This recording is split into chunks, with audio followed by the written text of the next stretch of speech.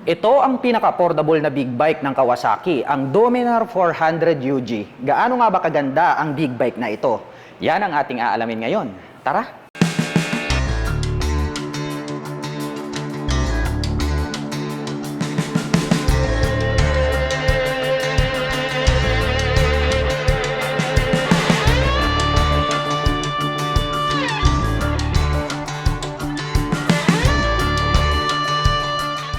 Isa sa nagustuhan ko dito sa kanilang Kawasaki Dominar 400 UG ay talagang napaka-bulky niya, no? Masasabi natin na 400cc lang siya pero talagang napakalaki ng kanyang body and design. Well, mapunta muna tayo rito sa kanyang headlight. Dito sa harap, naka-emboss tong part na to. And then pag ating sinilip, no, nagkaroon po siya rito ng napakaraming partition. Well, nagkaroon naman po siya dyan ng high beam and low beam. And then dito naman po sa bandang itaas, medyo mahaba rin po itong kanyang visor. And then smoke type naman po yung kanilang ginamit rito. Nagkaroon naman po ng dalawang butas rito po sa gitna. And then dito naman po sa bandang kaliwa, nandito naman po itong kanyang turn signals. Well, LED na rin po yung kanyang ginagamit.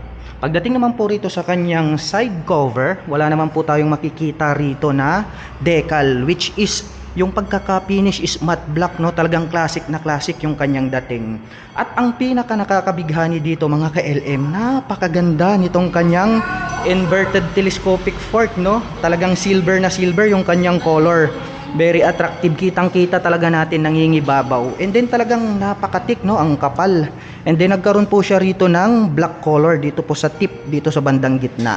At dito naman po sa bandang ibaba, nakalagay naman po rito is endurance. Dahil nga po ito ay pangmalakasan. Ang inverted telescopic fork po kasi ay nakakapag-absorb ng napakataas na impact. Kaya asahan natin na nakakapagbigay po ito ng magandang bouncing performance. Dito naman po sa kanyang front fender, ayan o, maskulado rin yung pagkaka-design, no? Matte black, talagang all black po itong model na to. Napakaganda niya.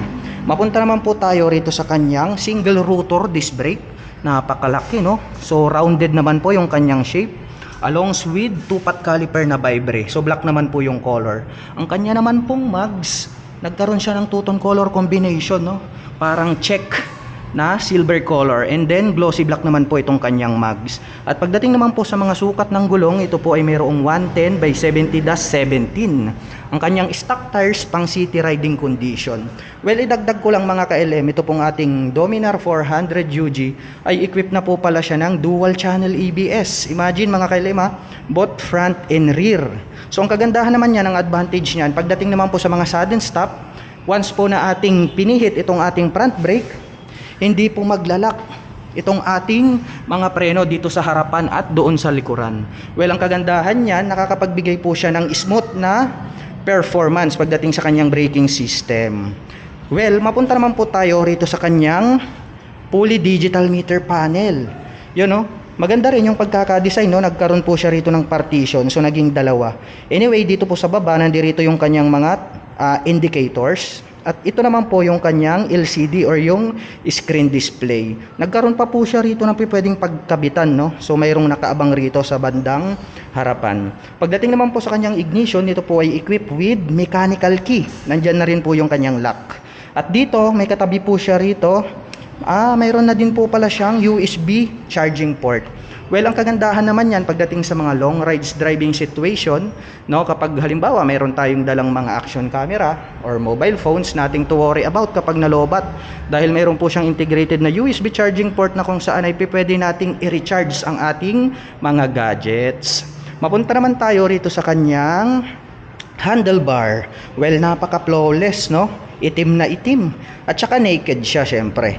And then pagdating naman po sa mga buttons, dito po sa kaliwa, nandito yung kanyang passing light, high beam and low beam, turn signal selector, ang horn.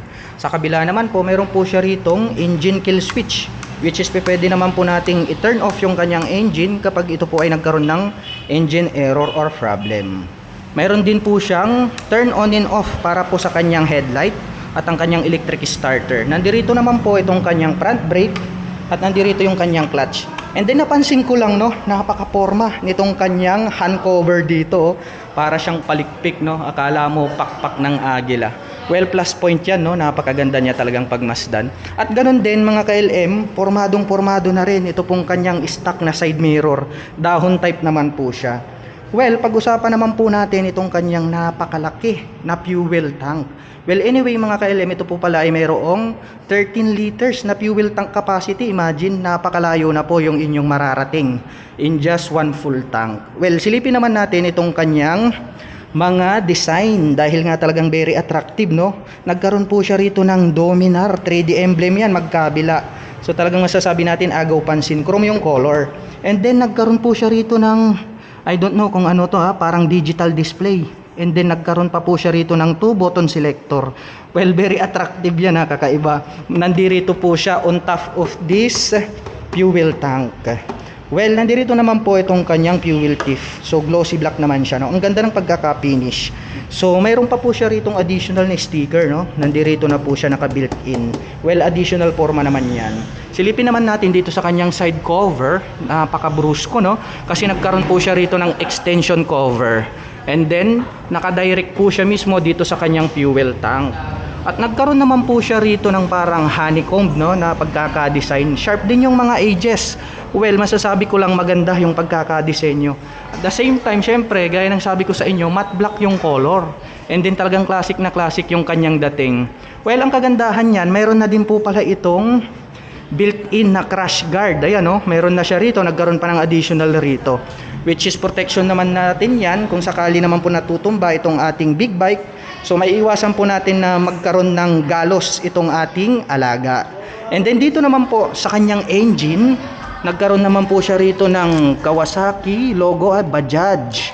And then black color naman po itong kanyang engine. And then meron po siya ritong engine cover extension. So toton color combination, matte black along with silver. So bakal naman po to metal or aluminum, which is ang kagandahan naman yan, prevent niya naman po na matalsikan ng mga bato itong ating engine para maiwasan na magasgas or mabasag. And then matte black din po itong kanyang sprocket cover, ganun din po itong kanyang chain cover. So napakahaba rin, no, nakadirekta na po siya rito. And then ang kagandahan niyan mga ka-LM, napaka-cute din nitong kanyang shifter. Anyway mga ka-LM, ito po pala ay equipped with 6-speed manual transmission. At ito naman po yung ating apakan para po sa ating mga rider. So mayroon naman po siyang cover on top. And then very attractive para sa akin dahil nga naka-emboss tong kanyang napakalaki at napakalapad na swing arm, no? Masasabi natin na very durable to, solid na solid mga ka-LM, oh. So talagang maskulado yung kanyang pagkaka-design. Well, anyway, dito nasisilip ko na po itong kanyang monoshock absorber. Nandirito po siya sa gitna. So silver color naman po yung kanyang coil spring. At ang kagandahan niyan is adjustable. So pwede mo po siyang i-adjust depende po sa riding condition. Well, dumako naman tayo rito sa bandang itaas. Dito po sa kanyang side cover, nagkaroon po pala siya rito ng two-tone color combination. Kasi ito is para siyang metallic silver, no, na dark and then matte black. And then meron po siyang susian rito. Well, anyway, siguro ito po is para dito po sa kanyang upuan dito sa bandang itaas, na kung saan ay pwede nating paglagyan siguro ng mga papers. And then dito po sa bandang itaas may nakalagay rito na D400. So 3D emblem yan, kaya naka-emboss. At pagdating naman po rito sa kanyang stock na upuan, yun, no, ang ganda rin ang kanyang stitches, no? Wala tayong makikitang tahi rito. So siguro nandun lahat sa ilalim. Well, para sa akin yun is talagang naka-prepared, no? Ang ganda ng kanyang preparation. And then matte naman po yung kanyang color. Yung comfortability nandirito kasi nga po malambot. And then ang kagandahan niya, nagkaroon pa po siya rito ng saddle, no, na kung saan ay pwede nating sandalan para naman po sa ating mga back rider. At ang kagandahan niyan, ito pong kanyang integrated na grab bar all the way, no, straight out from casa is mayroon na po siya ritong integrated na plate holder na kung saan ay pwede na po tayo agad maglagay ng mga top box. So yun yung advantage, no, hindi mo na kailangang bumili. Silipin naman natin itong kanyang tail light. Yun, no, maporma din, no, parang nagkaroon lang siya rito ng dalawang slash. Well, nakikita ko rito nagkaroon po siya ng magkabila, tag-dalawa pong daytime running light. And then may mga LEDs dito sa gitna na nagsisilbing kanyang brake light. Well, itong napakahaba nito na naka-emboss, pag ating sinilip, meron na po siya ritong plate light. Ito na rin po yung kanyang plate holder. At dito po sa bandang ibaba, meron po siyang added reflector lights. Nandirito naman po itong kanyang mga naka-emboss na turn signals. At dito pala sa bandang gilid, meron pa po silang additional rito na light reflector.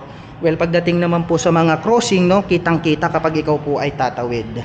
Well, dumako tayo rito sa kabila, dito sa bandang ibaba, yun, no, nagkaroon pa po pala siya rito ng mud guard, which is ang kagandahan naman yan na pre-prevent naman po natin yung dumi na tumalsik dito po sa body parts nitong ating big bike. Well, maganda yan. Dito naman po sa kanyang braking system sa likod, equipped with single rotor disc brake na bilog along with single pot caliper na Vibre. So matte black yung color. Well, anyway, gaya ng sabi ko sa inyo mga KLM, equipped po siya ng dual channel ABS. Kaya maaasahan natin pagdating sa mga alanganin na pagpreno, no? Talagang smooth na smooth, hindi ka kakabahan. Well, pagdating naman po sa mga sukat ng gulong, rito po sa likuran, hanapin po natin, punta tayo rito sa kabila. Napakakapal, no, nitong kanyang stock tires.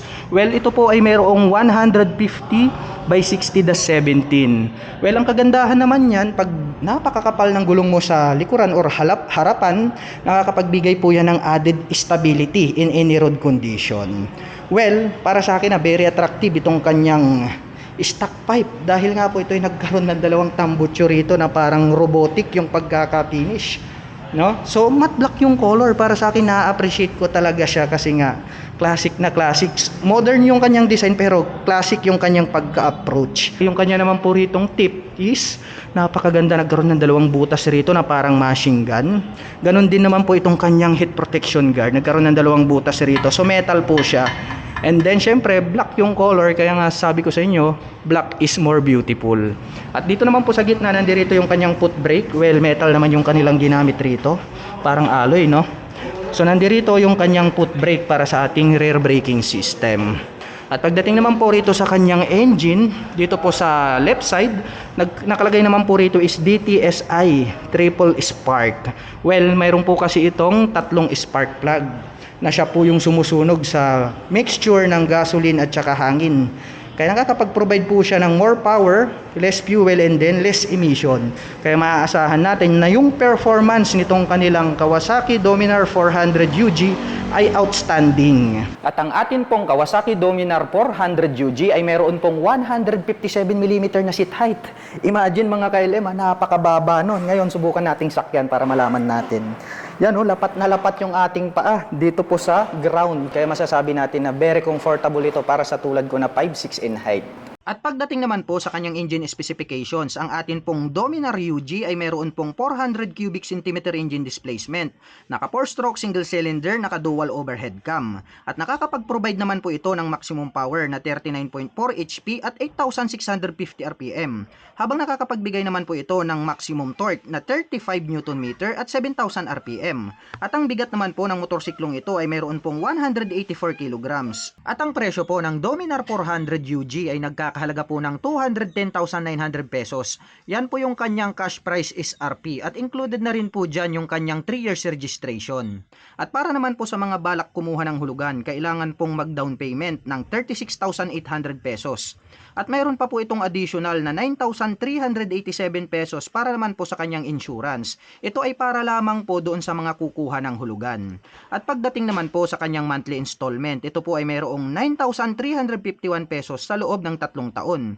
At para naman po sa mga kababayan natin na nakapanood ng video na ito at interesadong maglabas ng kanilang Kawasaki Dominar 400 UG, ay maaari nyo po silang puntahan at bisitahin dito po sa Kawasaki 3S Shop, Dagupan City, Pangasinan.